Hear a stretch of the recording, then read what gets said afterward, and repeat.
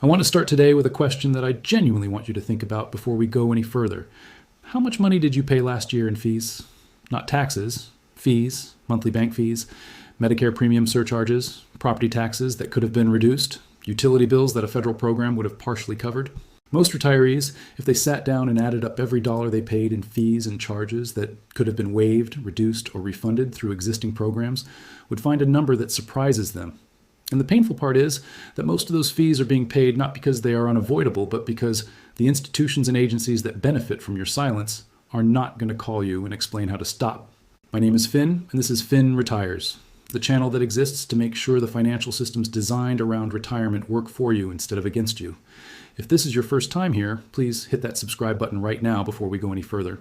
Today's video is one of the most directly actionable we have ever put out. 6 specific fee categories, 6 specific actions you can take this week, and a realistic estimate of what each one is worth in real dollars to the right retiree. Subscribe and let us go through all 6 together. I want to make one thing clear before we start. Some of these are genuine legal entitlements, programs written into federal or state law that you qualify for based on your age, income, or circumstance. Others are universally available waivers that institutions offer to qualifying customers who know to ask. In every case, the money is available to you, and the only thing standing between you and it is knowledge and a small amount of follow-through. Let us start with the fee category that carries the largest potential dollar value for the widest number of retirees: Medicare Part B premiums.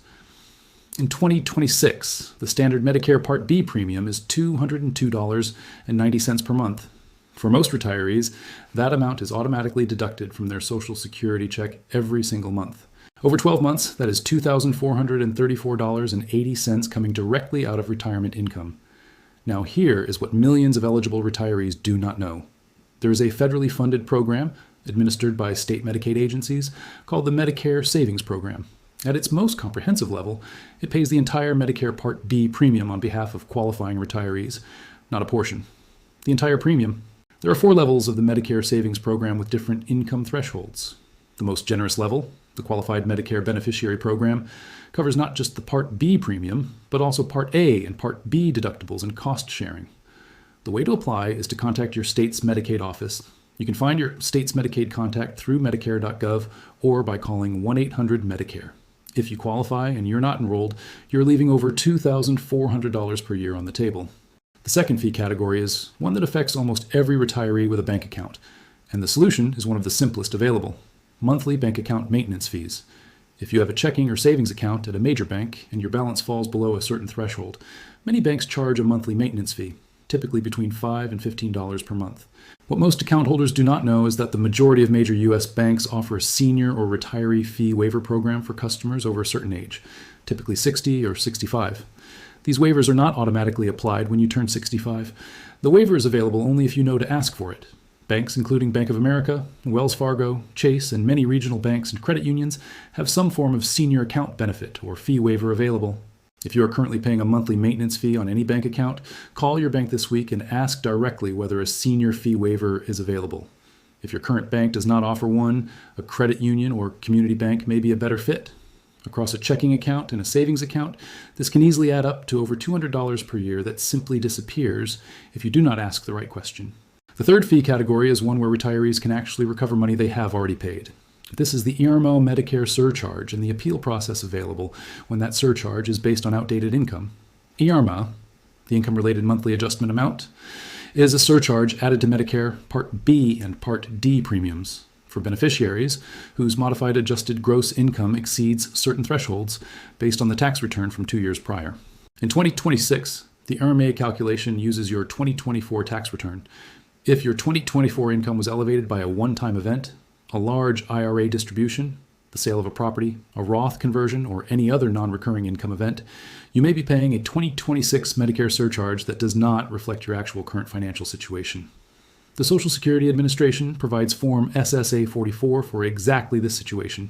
You complete Form SSA-44, document the life-changing event that caused your income to be elevated, and request that Social Security use a more recent year's income to calculate your IRMA A bracket. Qualifying life-changing events include retirement, loss of pension income, death of a spouse, and divorce. When approved, and approvals are routine, the surcharge is removed going forward, and in some cases, amounts already paid are refunded. The fourth fee category varies by location, but affects the majority of homeowning retirees across the United States: property taxes.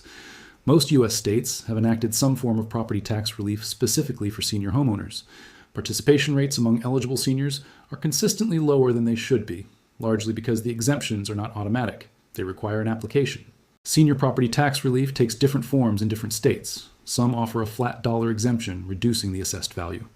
Some have senior freeze programs that cap the property's taxable assessed value, regardless of market increases.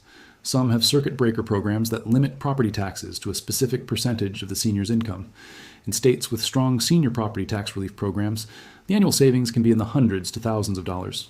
To find out what is available in your state, contact your county tax assessor's office directly and ask specifically about senior property tax exemptions, homestead exemptions for seniors, and any senior freeze or circuit breaker programs. Do not assume that because you have owned your home for 20 years, these benefits are already applied. In most cases, they are not applied unless you apply for them. The fifth fee category is utility costs, specifically heating and cooling bills. There is a federally funded program specifically designed to address this. The program is called the Low Income Home Energy Assistance Program, LIHEAP, and it provides direct financial assistance toward residential heating and cooling bills for qualifying households. The federal income eligibility threshold is 150% of the federal poverty level, though many states extend eligibility to households at 60% of the state median income, a threshold that reaches many middle-income retirees on fixed incomes who would not typically think of themselves as qualifying for an assistance program.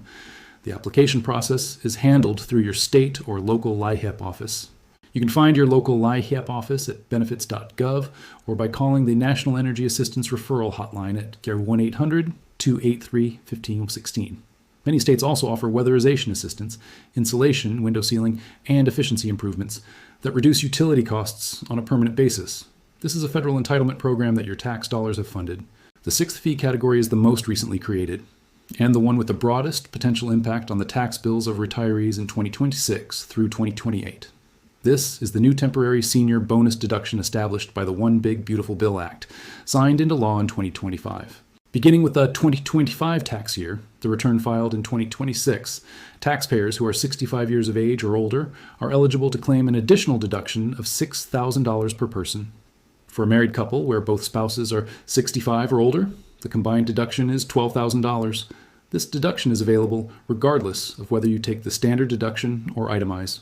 The deduction phases out for single filers with modified adjusted gross income above $75,000 and is completely phased out at $175,000. For a retiree in the 12% tax bracket, a $6,000 deduction translates to $720 in reduced tax. The deduction is claimed on Form 1040 or 1040-SR and is available through the 2028 tax year. Let me bring all six together with a real picture. Consider a 70-year-old single woman named Martha living in Ohio. Martha receives Social Security, a small pension, and lives in a home she owns outright. She has been paying a monthly bank maintenance fee for years. Her income in 2024 was elevated because she took a large IRA distribution, and she is now paying an IRMA A surcharge. Her state offers a senior property tax homestead exemption she has never applied for. Her utility bills are significant in both winter and summer, and her income qualifies her for LIHEAP. She has Medicare Part B but does not realize she might qualify for the Medicare Savings Program. And the new $6,000 senior bonus deduction her tax preparer has not mentioned is going unclaimed. If Martha takes action on all six categories, the cumulative value of those actions could easily exceed $3,000 to $4,000 in a single year.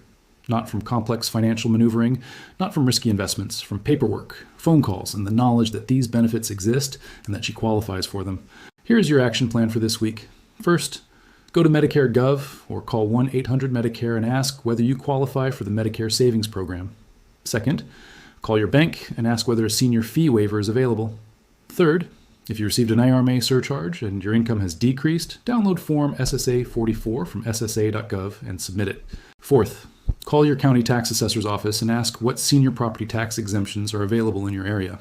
Fifth, go to benefits.gov or call 1-800-283-1516 to find out whether you qualify for LIHEAP utility assistance.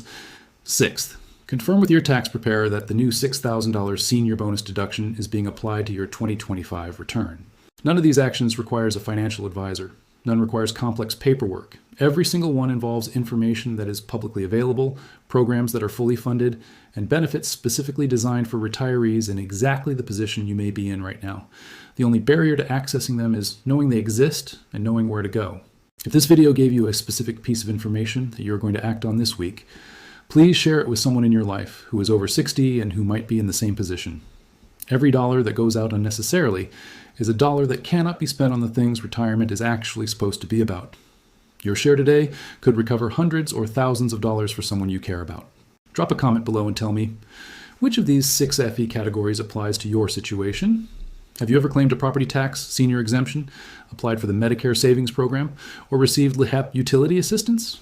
I read every single comment personally, and your response genuinely matters here.